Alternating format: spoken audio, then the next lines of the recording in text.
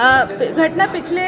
19 अप्रैल की है, जहां थाना भानपुरी क्षेत्र अंतर्गत छोटे आमाबाल एक गाँव है, जहां पर एक युवक युवती का विवाह समारोह था और इस विवाह समारोह के दौरान किसी अज्ञात व्यक्ति ने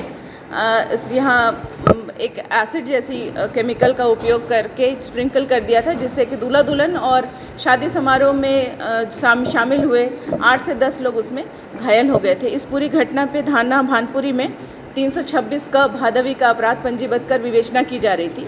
जब पूछताछ किया गया तो बताया, ऐसा जिन लोगों ने देखा था उन्होंने बताया कि वैसे तो अंधेरा था क्योंकि लाइट नहीं थी, लेकिन एक छोटे कद के एक कोई व्यक्ति जिसने शर्ट पैंट पहना हुआ था, इस हुलिये का विवरण वहाँ के उपस्थित लोगों ने दिया। इसके आधार पर बहुत सारे सीसीटीवी कैमरे देखे गए, जो भी देहात इलाके में उपलब्ध था उसको देखा गया,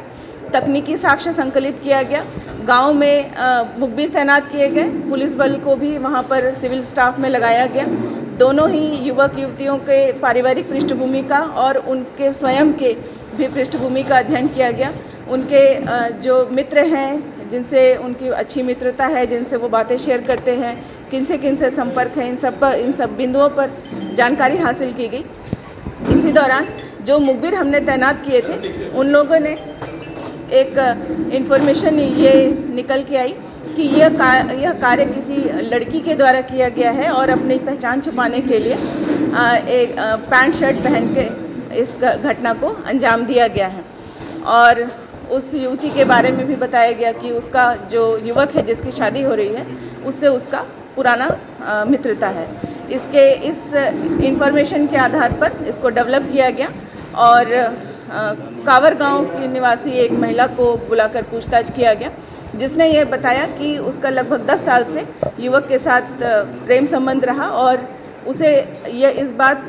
की इन्फॉर्मेशन किसी ने दी थी कि उसकी सगाई और शादी हो रही है, लेकिन युवक ने इस चीज़ को एक्सेप्ट नहीं किया था। उसके सामने उसे धोखे में रख करके वो विवाह कर रहा था। इससे वो अत्यंत दुखी और क्रोधित होकर उसने जहाँ पर वो काम करती थी मिर्ची बाड़ी, वहाँ जो ड्रिप को क्लीन करने के लिए एसिड रखा जाता है, वहाँ से उसने चुराया था और एक डब्बे में रख के जिस दिन शादी थी उस दिन घटनास्थल तक वो गई। थोड़ी दूर तक सिंपल वाहन में जिसमें उन डेली आना जाना करती थी उसमें गई, फिर थोड़ी देर बाद वो पैदल उस गांव में उतर के घटनास्थल तक पहुंची। वहां जाने के बाद उसने पहले तस्दीक किया कि ये वही युवक है